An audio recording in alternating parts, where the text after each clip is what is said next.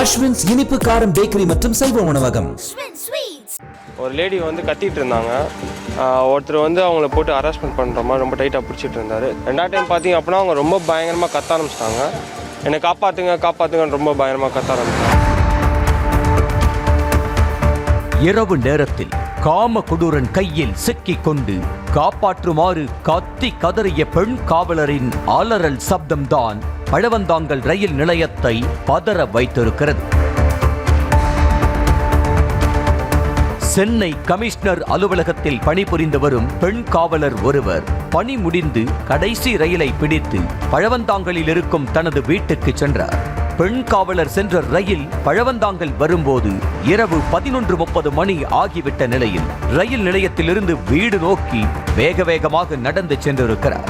போதிய வெளிச்சம் இல்லாமல் இருட்டு இடமாக இருக்க பின்பக்கமாக வந்த மர்ம நபர் ஒருவன் பெண் காவலரை நகர விடாமல் பிடித்து கொண்டதாக கூறப்படுகிறது. கழுத்தில் கை வைத்து செயினை பறிக்க முயன்றவனிடமிருந்து போராடி கொண்டிருந்த பெண் காவலர் தன்னை காப்பாற்றுமாறு கத்தி அலறியதாக சொல்லப்படுகிறது.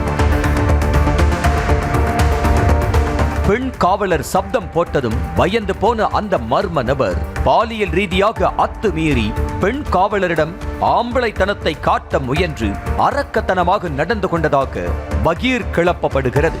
பெண் காவலரின் அலறல் சப்தம் கேட்டு முதலில் கணவன் மனைவிக்கிடையேயான சண்டை என அக்கம் பக்கத்து இளைஞர்களும் கண்டுகொள்ளாமல் இருந்து விட்டனர். ஒரு கட்டத்தில் ஐயோ அம்மா என்னை காப்பாத்துங்க என்னை காப்பாத்துங்க என அலறல் சத்தம் அதிகமாகும் போதுதான் சந்தேகம் வந்திருக்கிறது.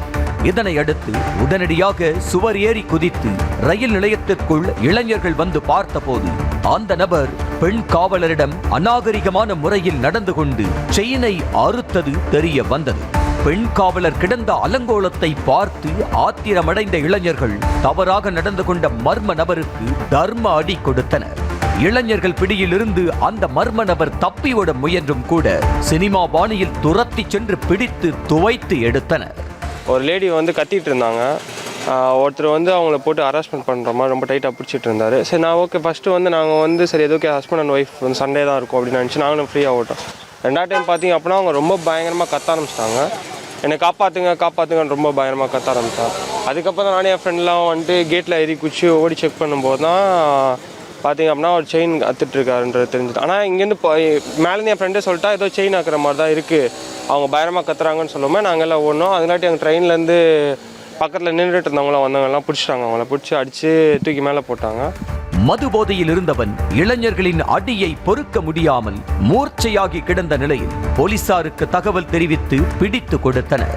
அவன் மீது பாலியல் சீண்டல், தாக்குதல் உள்ளிட்ட பிரிவுகளின் கீழ் வழக்கு பதிவு செய்து போலீசார் கைது செய்தனர். இரவு நேரத்தில் பணி முடிந்து அன்யூனிஃபார்மில் வீட்டுக்கு சென்ற பெண் காவலரிடம் அத்துமீறி செயினை பறிக்க முயன்றது அதிர்ச்சியை ஏற்படுத்துகிறது. அத்தோடு பழவந்தாங்கல் ரயில் நிலையத்தை சுற்றி குற்றங்கள் நடப்பது வாடிக்கையாகவே மாறி வருகிறது என புகார் கூறப்படுகிறது. அதாவது 8 மணிக்கு மேல் ரயில் நிலையத்தில் பெரும்பாலும் மக்கள் நடமாட்டம் குறைந்துவிடும் என்ற நிலையில் அந்த சமயத்தில்தான் மர்ம நபர்கள் செயின் பறிப்பு, பாலியல் அத்துமீறல் என குற்றச் செயல்களில் ஈடுபடுவதாக கூறப்படுகிறது. மேலும் போதுமான போலீஸ் பாதுகாப்பு, சிசிடிவி கண்காணிப்பு போன்றவை இல்லாதது குற்றச் செயல்களில் ஈடுபடும் நபர்களுக்கு சாதகமான சூழலை உருவாக்கி கொடுத்து விடுகிறது.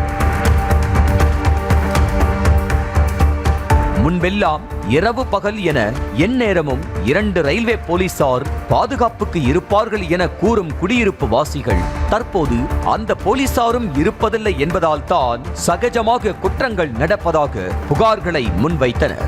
இதன் காரணமாக ரயில் நிலையத்தை சுற்றிய வீடுகளில் புகுந்து லேப்டாப், செல்போன் ஆகியவற்றை கொள்ளையடிப்பது, தனியாக இருக்கும் பெண்களிடம் அத்துமீறலில் ஈடுபடுவது மாதிரியான சம்பவங்கள் கூட நடப்பதாக குற்றம் சாட்டியதோடு இரவு நேரத்தில் இந்த ரயில் நிலையத்தில் பெண்கள் நடந்து செல்லக்கூட முடியாது என வேதனையை தெரிவித்தனர். ஈவினிங் 8 மணிக்கு மேலே பார்த்தீங்கன்னா அப்படியே யாருமே அதிகமாக இருக்கிறதுனால செயின் ஸ்னாப் அதிகமாக நடந்துக்கிட்டு இருக்கு.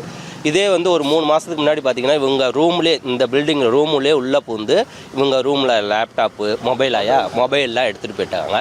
அப்புறம் தீபாவளி அன்னைக்கு நைட்டு பார்த்தீங்கன்னா அந்த பில்டிங் உள்ளே பூந்து ஒரு பொண்ணோடைய ஏதோ மிஸ்யூஸ் பண்ண போய் செயின் எடுத்துகிட்டு போனாங்க. அது அந்த பில்டிங்கில் பார்த்தீங்கன்னா ரயில்வேல பார்த்தீங்கன்னா ஆர்பிபி எனி டைம் இங்கே 2 போலீஸ் உட்காந்துருப்பாங்க. இப்போ ஒரு 1 இயரை யாருமே காணோம். ஆகையால் ரயில் நிலையத்தில் பாதுகாப்பை பலப்படுத்த வேண்டும் என்ற கோரிக்கை எழுந்திருக்கிறது. மேலும் சந்தேகத்திற்குரிய வகையில் ரயில் நிலையத்தில் சுற்றி திரியும் நபர்களை பிடித்து விசாரணை நடத்தி உரிய நடவடிக்கை எடுத்தால் மட்டுமே இது மாதிரி கொடுமைகளை குறைக்க முடியும்.